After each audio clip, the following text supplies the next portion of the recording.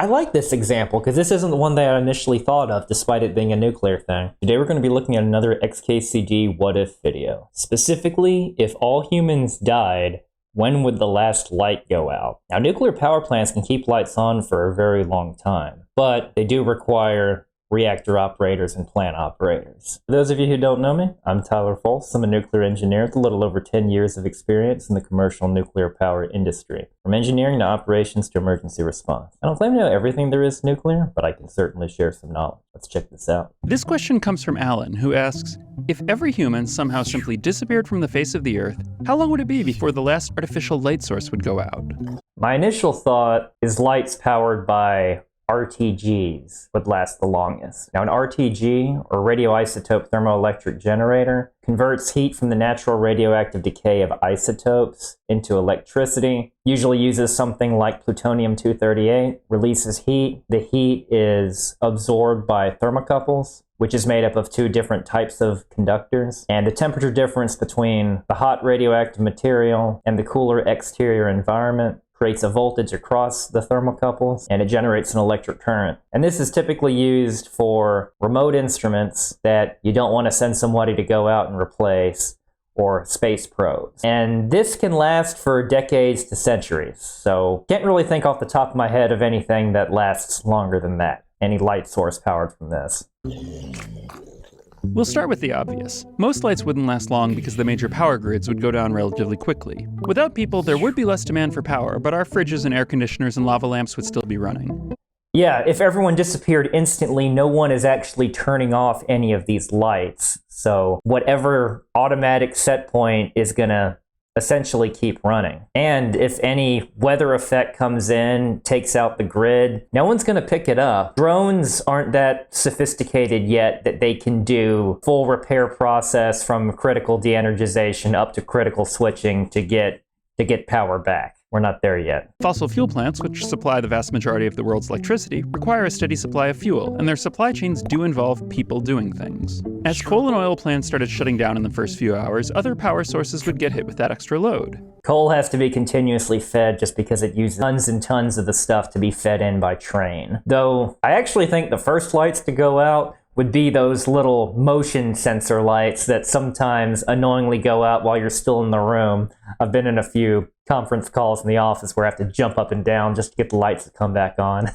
So those are probably the first ones to go. But once you get to this point, you're going to have to, well, normally grid operators would prioritize this, but one challenge you run into with suddenly dropping a bunch of large generators could be the inability to maintain grid frequency. This kind of situation is difficult to handle even with human guidance, and the result would be a rapid series of cascading failures leading to a blackout of all the major power grids. Yes, that could definitely happen. Even generators from nuclear power plants would trip offline just due to being unable to maintain grid frequency. So if, say a drone or whatever was monitoring the control room in a nuclear power plant, that's not what actually happens, but the generator is going to trip on under frequency because most of the grid went down. Just going to automatically happen to protect the generator, so the nuclear power plant's going to be offline. And what's going to happen to the reactor when that happens, it's going to automatically shut down because when you're at 100% power, the reactor trips following a turbine trip. Now, when I say reactor trip,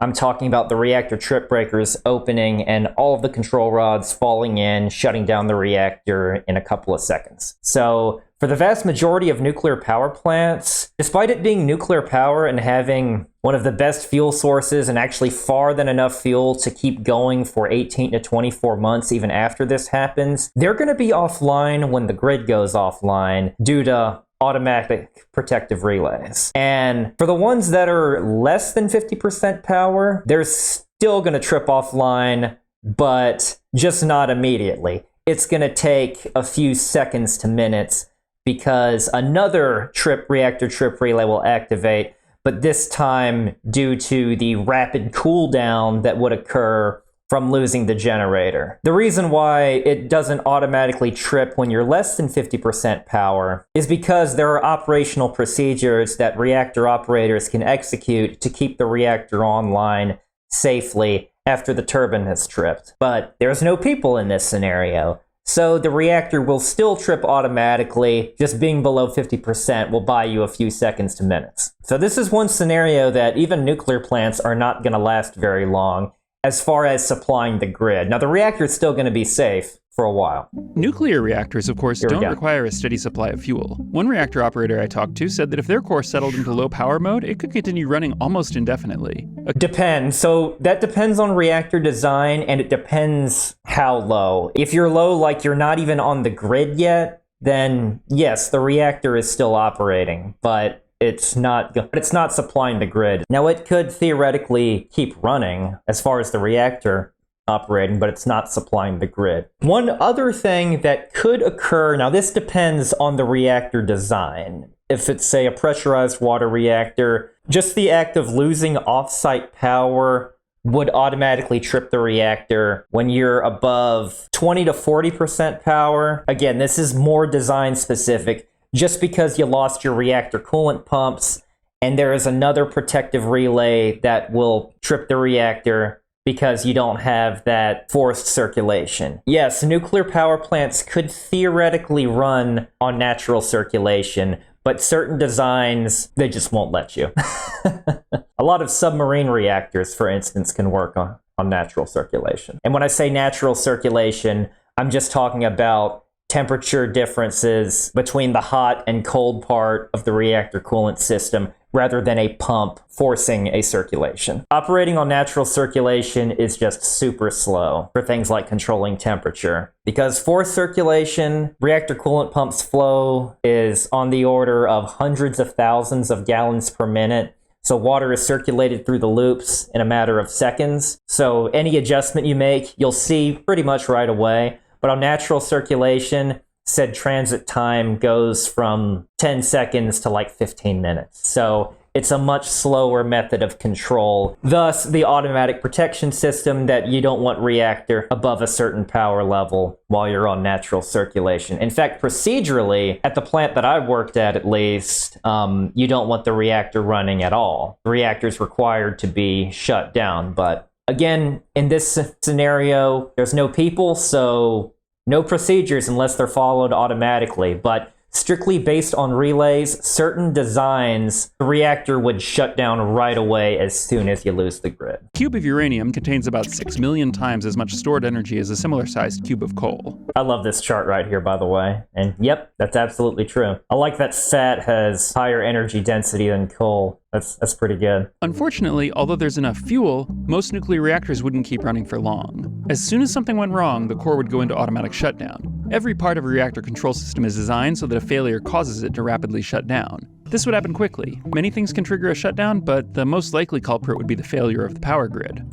Yep, that's just it. And that will shut down, like you said, both the turbine first, and depending on power level, the reactor, or depending on design, the reactor right away. And the time difference between turbine and reactor, we're talking on the order of milliseconds, because it's just however long it takes for one relay to trigger another. However, plenty of light comes from sources not tied to the major power grids. That's true. Let's take a look at a few of those and when each one might turn off. Many remote communities, like those on far-flung islands, get their power from diesel generators. These can run until their tanks run out of fuel, which in most cases could be anywhere from days to months.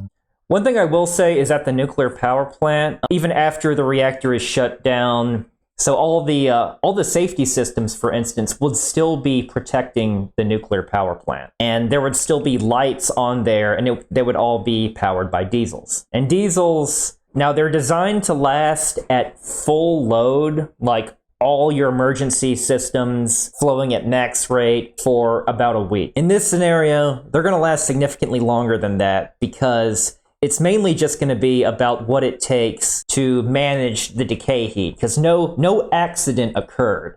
They're designed to deal with, you have a major nuclear accident and you've lost power at the same time. But here, we're just losing power for a while. And the challenge, so I'll say the challenge that occurred with Fukushima is, so reactor cores still generate decay heat. Spent fuel pools still generate decay heat. So cooling systems are going to need to operate continuously to maintain that. Now they're being provided by backup diesels. So in this scenario, there's no earthquake or tsunami.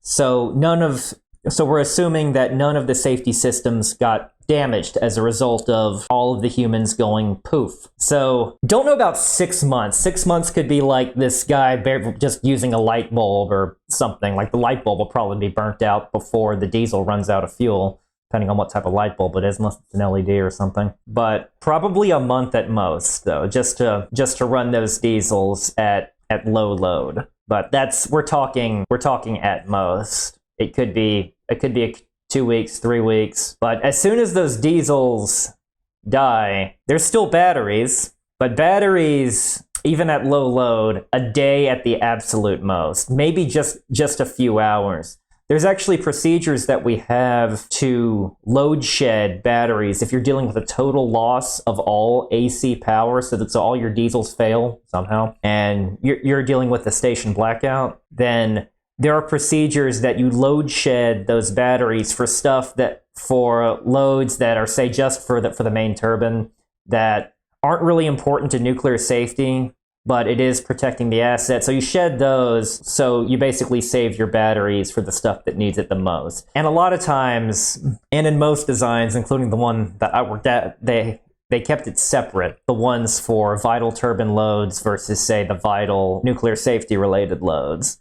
But that'll just get you a few hours to a day at most on top of the diesel length. And now you're not going to have a meltdown immediately when that happens. That's just when things are going to start to heat up. Off-grid generating stations that don't need a human-provided fuel supply would be in better shape.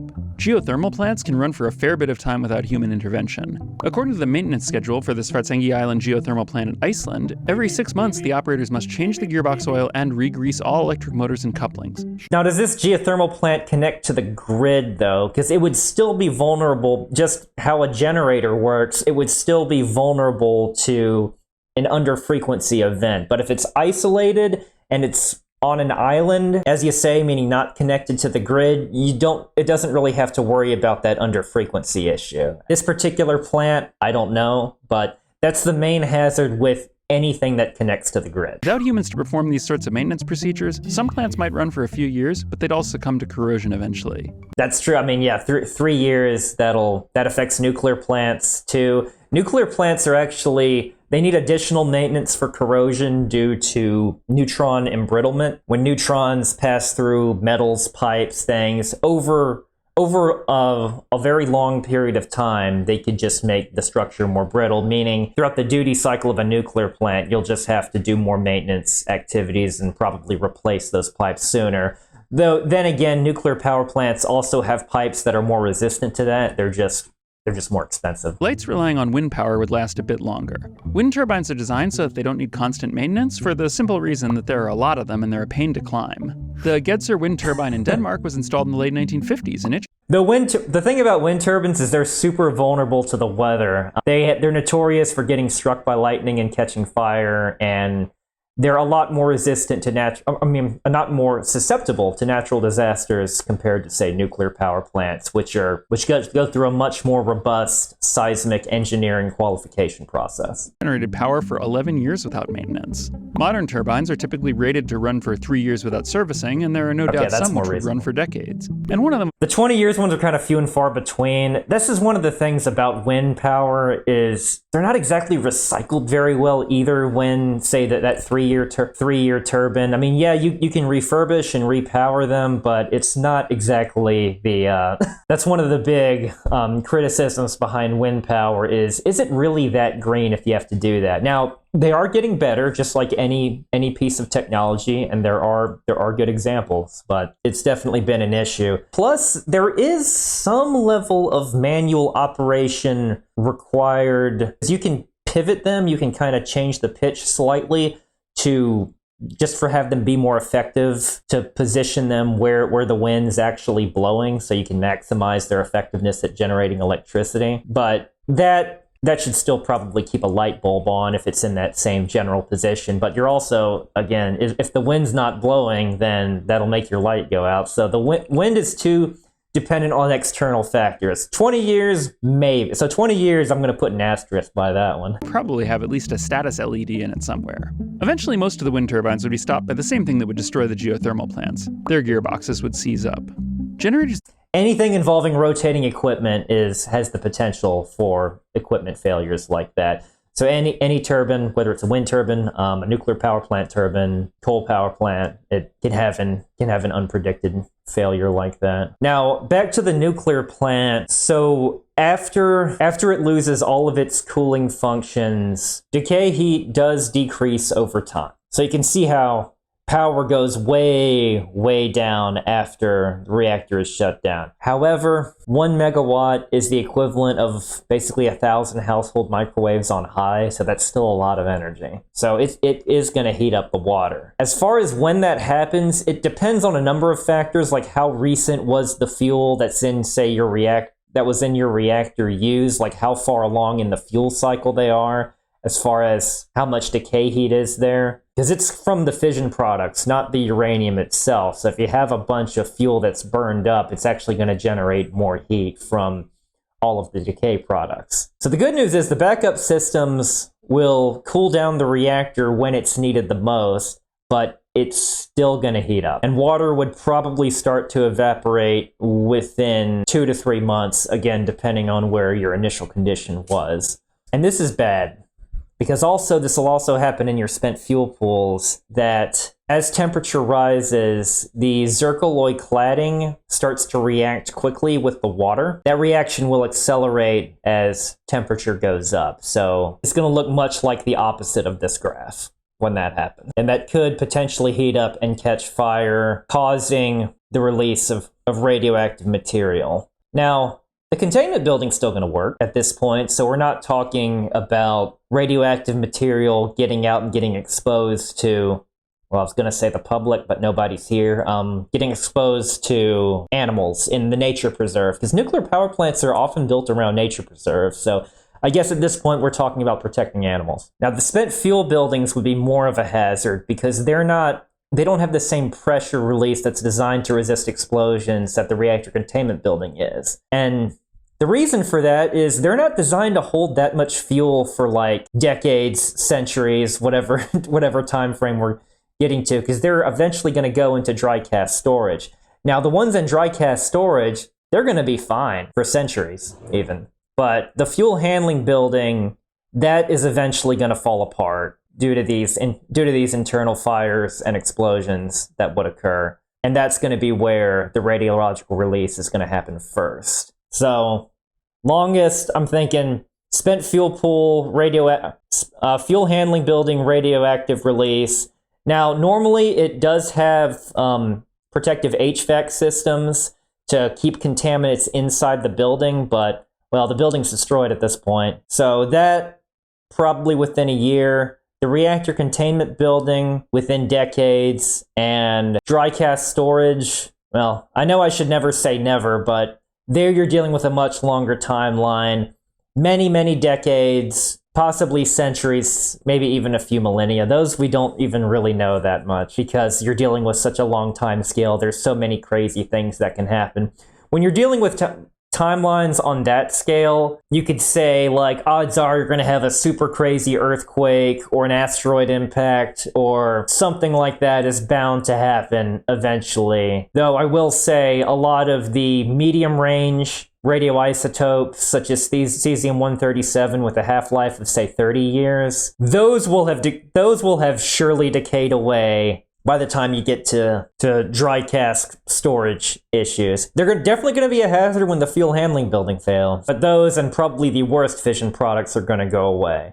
Now, you're still going to have some radioactivity, because some, like uranium-235, has a half-life on the order of hundreds of millions of years, but it's not nearly as radioactive as, say, cesium-137 or strontium-90. So, yeah, even after, you're still going to have some levels of radioactivity, but it's not going to be, say, like the Chernobyl or Fukushima or anything like that, because those happened much shorter timescales. To convert falling water into electricity will also keep working. An operator at the Hoover Dam once said that if everyone walked out, the facility would continue to run on autopilot for several years.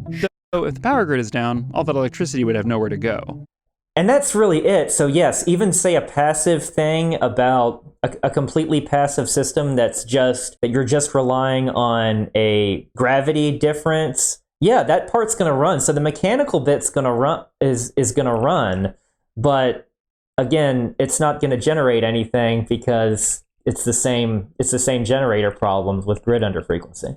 In the end, the dam would probably succumb to clogged intakes or the same kind of mechanical failure that hit the wind turbines and geothermal plants. Battery-powered lights wouldn't fare much better and would all be off within a few dozen years. Even without anything using their power, batteries eventually self-discharge.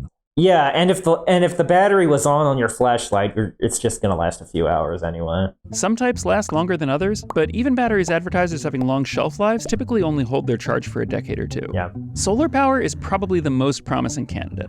There are many off-grid solar-powered buildings, weather stations, and other remote infrastructure around the world. Provided you don't have extended cloudy periods and the solar panels do not get hit with hail or any other sort of natural disasters. So what's interesting is these renewables, they will actually last longer than a nuclear power plant, mainly as far as generation, just because they're not necessarily playing with the big grid, but they're so much more vulnerable to weather-related things that's kind of the big question mark here behind all these. But yeah, I do agree they do have the potential to last a while, just provided nothing happens to them. The call boxes, often found along the side of the road in remote locations, are frequently solar powered. They usually have lights on them, which provide illumination every night. I was actually about to say those school zone speed limit signs. They have solar panels like that. But those only come on intermittently anyway, so those could potentially last a pretty long time, whereas this is more of a continuous bulb.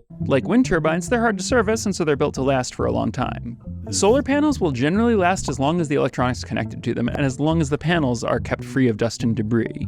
The wires and circuits will eventually succump to corrosion, but solar panels in a dry place with well-built electronics could easily continue providing power for a century if they're kept. This one it would have to be a pretty lucky century, but I guess theoretically.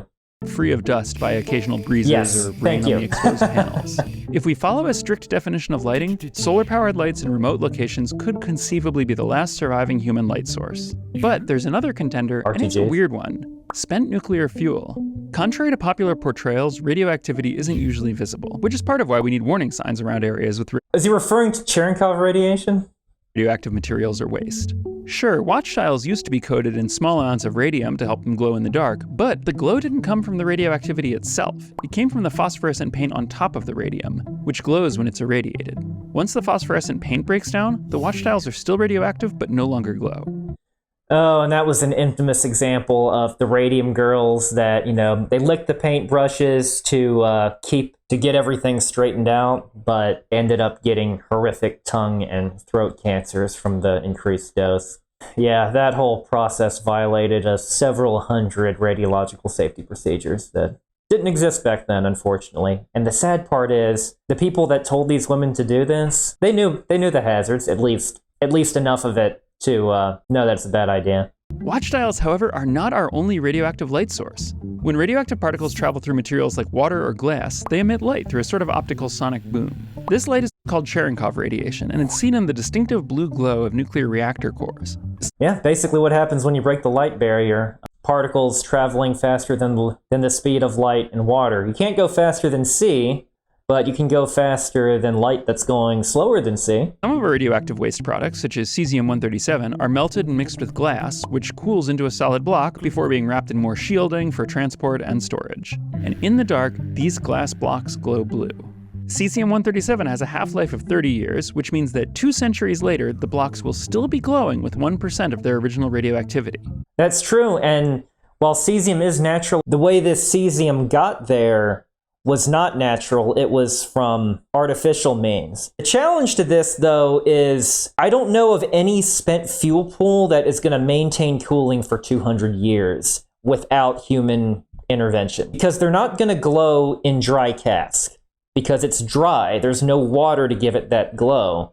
So while cesium could theoretically last 200 years in water this way, you would have to take some and chuck it into the ocean, because the spent fuel pool after 200 years is going to be destroyed. But I guess this scenario could work. You have a submarine crash, and then somehow the reactor guts spill out into the ocean. Then, yeah, you could potentially have this. Though RTGs, lights generated from RTGs, could potentially last on the order of centuries. But I like this example because this isn't the one that I initially thought of, despite it being a nuclear thing. Since the color of the light depends only on the particle decay energy and not the amount of radiation, it will fade in brightness over time, but keep that same blue color. And thus, we arrive at our answer. Centuries from now, deep in concrete vaults, the light from our most toxic waste will still be shining. Interesting he didn't mention RTGs, though. And these would be like teeny tiny like lights that on consoles or beacons or what have you, so not even enough to light up room or anything like that. That was fascinating. I really liked this video and I really appreciate all the recommendations for this. I think they did a pretty good high level showcase of what would happen. Thank you very much for watching. I'll see you next time.